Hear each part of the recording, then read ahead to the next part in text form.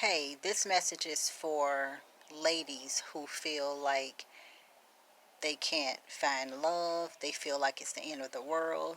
You've been in a bad relationship and you feel like you don't ever want to date again. I'm going to tell you a very quick, short story. Before I met my husband, I was manless by choice for 6 years. I was celibate for 6 to 7 years before I met my husband. I I focused on my business, my children, and my home and myself. I was trying to heal thyself. When I met my husband, I was not looking for a man, definitely not a husband. I had been hurt and abused and torn apart so badly that I just had decided I'm never going to date again. When you think it's all over and you think that there's no hope and you have given up on men, and especially black men, if you be patient and wait and pray and write down for the man that you want, God will send him to you. I had I had written down what I wanted and in a man, and it wasn't coming fast enough, so that's when I decided, okay, I'm not gonna date. I'm giving this up. I was given a huge television by a woman who she has passed on. So I was given this huge television, and it was a beautiful television. It was really, really huge, but it had a big back on it. So I needed a television at the time, and since it was given to me, I decided it's a beautiful picture, it's a nice TV, so I'm going to watch it. So I watched this television for probably about 2 years. When I finally saved my money to buy me a nice television, I did not want that TV anymore. So I called an old friend and I told the old friend, this TV is driving me crazy. I'm going to drag it out to the alley. I got to get rid of it. I tried dragging it out to the alley. I tried putting it on Craigslist to give it away for free. I tried everything in my power to get rid of this television. Mind you, the television was there for a reason. So I called this friend and told her that I got to get rid of it. She says, wait, I know someone, my brother-in-law, and he'll come and get it. He's always taking things from people. He's always trying to fix things and this and that. I said, okay, well, tell him he has to come and get it tonight. I want it out. So mind you, 2 days passed. Television's still there. She calls me and she says, is it okay if I give him your number? He wants the television, like I told you. I said, okay. So 2 more days pass. This person calls me and he says to me, hey,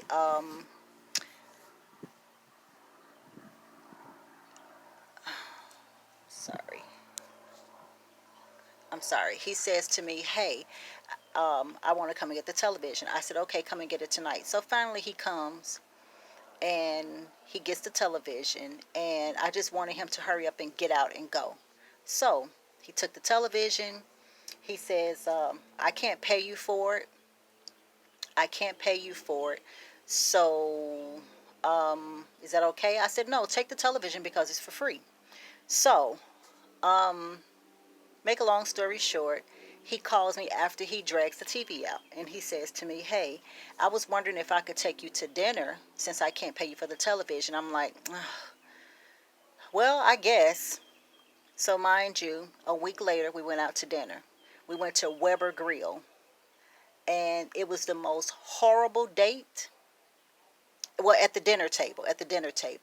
I did not like the food. Uh, I did not like Weber Grill, and I did not like the appearance of the man who was taking me out to dinner. But as we sat there and we ate and we got into our conversations, what attracted me to this man was his conversation because he made me laugh, and I had not laughed in a long time, from a man making me laugh. I had been hurt and wounded. But I started laughing with this person and laughing with this person. Now, mind you, he was not my choice of a man, and I was not his choice of a woman. He told me that I was too light skinned. He was more attracted to dark skinned women. I had long red dreads. He didn't like that. I did not like the hat that he was wearing or that stupid tie. I didn't like anything he had on. So we ended our date. And at the end of the date, on the way home, I realized that I love this man's conversation. And we were laughing. Me and him both were laughing. We made each other laugh. After the date, I gave him a hug on my front porch. This man hugged me. So, he hugged me and I was hugging him tight, but he hugged me and he said, okay, now that's enough. Okay, I'll call you, whenever. So I'm going in the house thinking, I won't ever see him again. Before I could take my coat off, my phone rung, and this man says to me, I haven't enjoyed myself like that in a long time.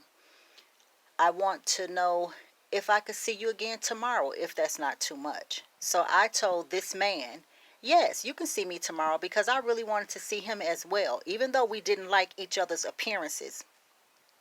Make a long story short, that was in the month of January. Um, and that was in January of 2011.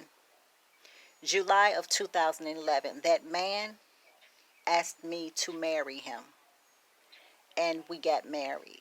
And I'm telling you, that is the love of my life. Now, mind you,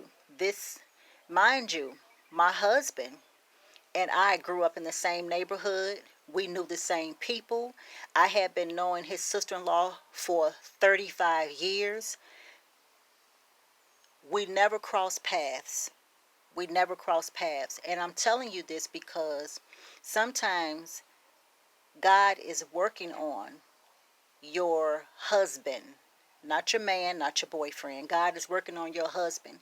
And if we as women, if we would be a little patient and let God do his thing and let him get this man and get this man together, not only the man, God has to also get you together. God had to get me together. Me and my husband say all the time that if we had met 20 years ago, it wouldn't have worked, because he was not ready. God wasn't finished with him yet.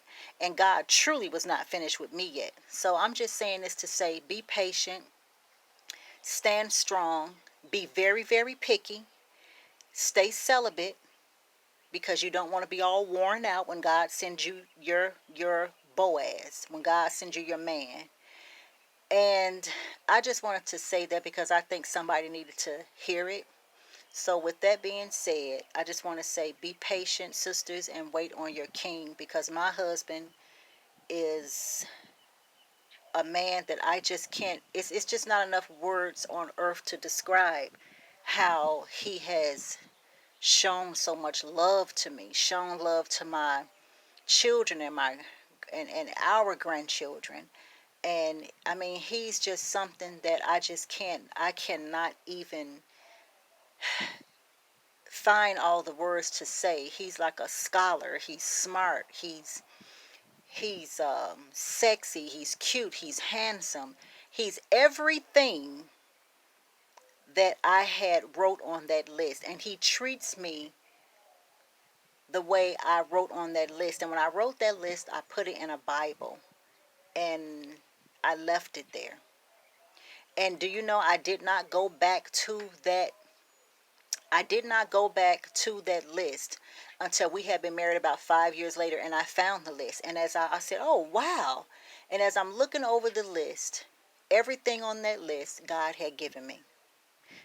And I think because I was patient, I didn't rush it, and I was happy being single. So once I found out that I could be happy being alone, I could be happy being single, God was reconstructing me. And I can tell you this also. I have had businesses before in the past, but I never could really stay focused enough. And I didn't have patience for the businesses because I wasn't happy with myself. So once I got happy with myself and I found my husband, I have been successful ever since. So we just have to learn to be patient, and we cannot jump on the first thing that comes our way. And we also have to understand that just because a man doesn't have the swag you want, he doesn't look like you want him to look, he ain't wearing the type of designer clothes you want, you can retrain a man and make him who you want. You can make him look like who you want him to look like. You can, I mean, not look like who you want him to look like, but you can just make him who you want him to be. I wasn't who my husband wanted me to be when we first met, but I am now. He wasn't who I wanted him to be exactly when we first met, but he is now, and much, much more. So I'm saying this to let you all know, if you keep worrying about having a man, that can wear and tear on your body, your mind, and your soul. You can become sick. You can become stressed out.